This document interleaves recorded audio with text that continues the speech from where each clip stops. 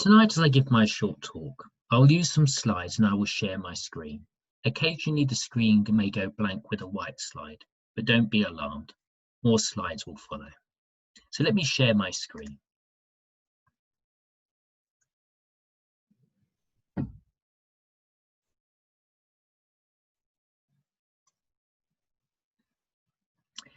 Various images come to mind when we think of the COVID lockdown, but some of the earliest are panic buying, supermarkets with rows of empty shelves and lots of crowded checkouts.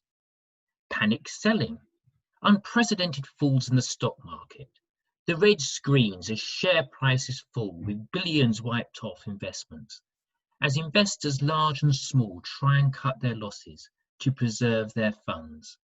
But by selling, they then fuel more panic and greater loss for those still holding shares.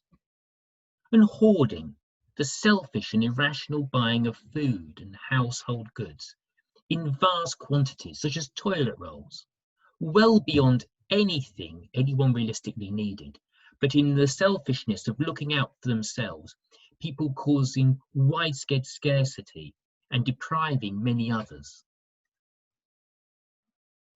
It's easy to be critical, to criticize others, because all of us are at risk of being greedy, of wanting more, of never being satisfied and placing our trust and security in what we have, whether it be food or money, our possessions, our wealth. Greed is something we often see in others, but rarely in ourselves.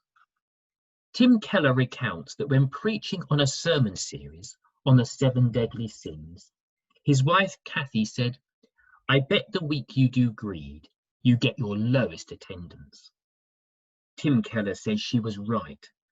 People packed it out for the sermons on lust, wrath, and even pride, but not for greed. Greed was the lowest attendance. As a Christian minister, he cannot ever recall somebody coming up to him to confess that they spend too much money on themselves, or their greedy lust for money is harming their family, their soul, or the people around them. Greed hides itself from the victim. Its modus operandi is to blind the victim's heart. Why can't people in the grip of greed see it? Well, it's because everyone tends to live in a particular bracket or social bubble, with their friends and neighbours having comparatively similar or more wealth. People don't compare themselves to the world at large, but are those with whom they work, whom they know and mix with. Do you know, in global terms, if you own and run a car, no matter how old, even just an old banger, you are in the top 10% of the world's richest. Our wealth is made up from the total value of the homes we might own, our pension pots, our household savings, and our possessions. Take a moment to think how much you might be worth. Your house, your pension, your savings, and your possessions such as jewellery. Taking just savings alone, a UK report in 2017 estimated a quarter of British households have less than £100 in savings they can lay their hands on at any one time.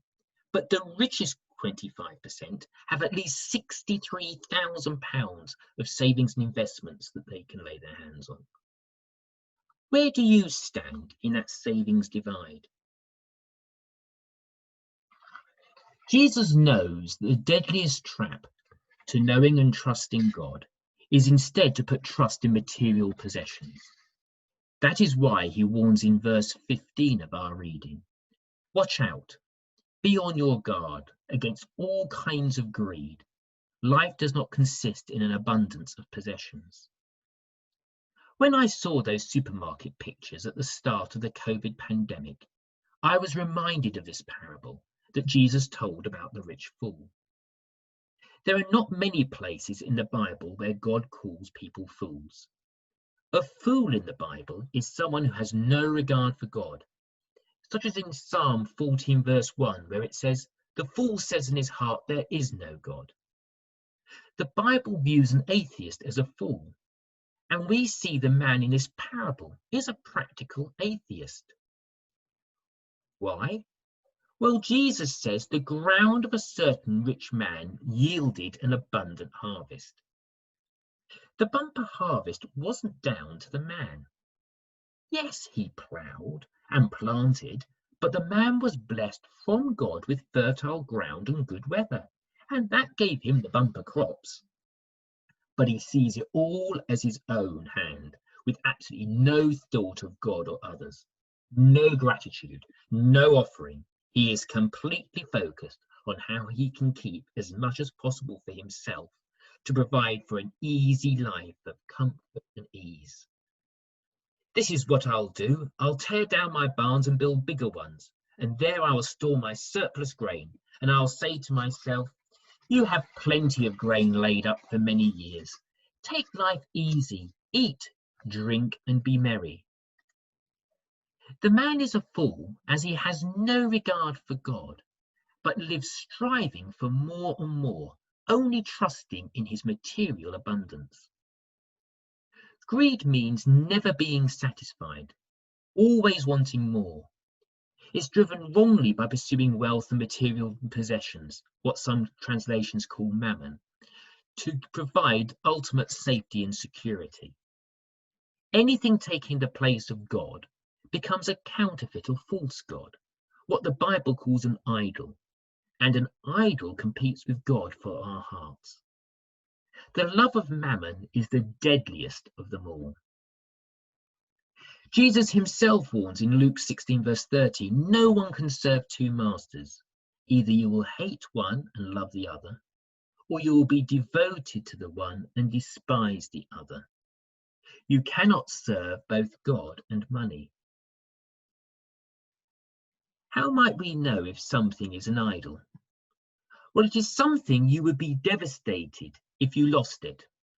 Something that would cause your life to lose all meaning and so not be worth living. In effect, it's your worst nightmare, the thing that you dread happening, that keeps you awake at night. That can be your idol. An idol is what somebody loves most of all instead of God, what they most trust in for their safety, identity, and security, and thus order their lives around it. God's not first. Mammon's seduction is that it gives the illusion of security and safety, but it cannot protect from death, and nobody can take it with them.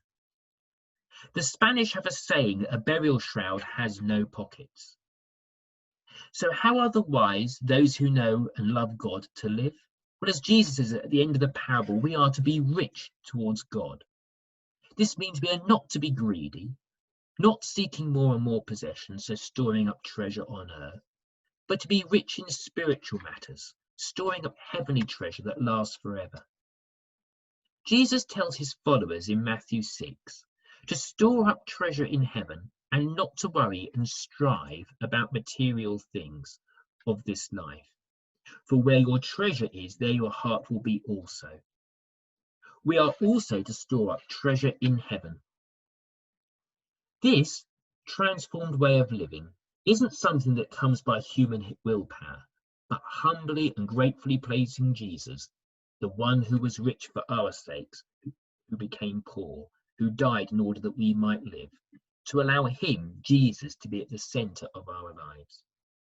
And to help us practically live this out, I close with Jesus' own words to his followers after he told them this parable of the rich fool.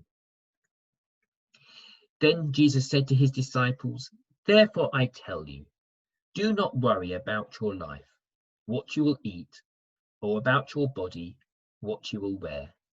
For life is more than food, and the body more than clothes. For the pagan world runs after all such things, and your Father knows that you need them.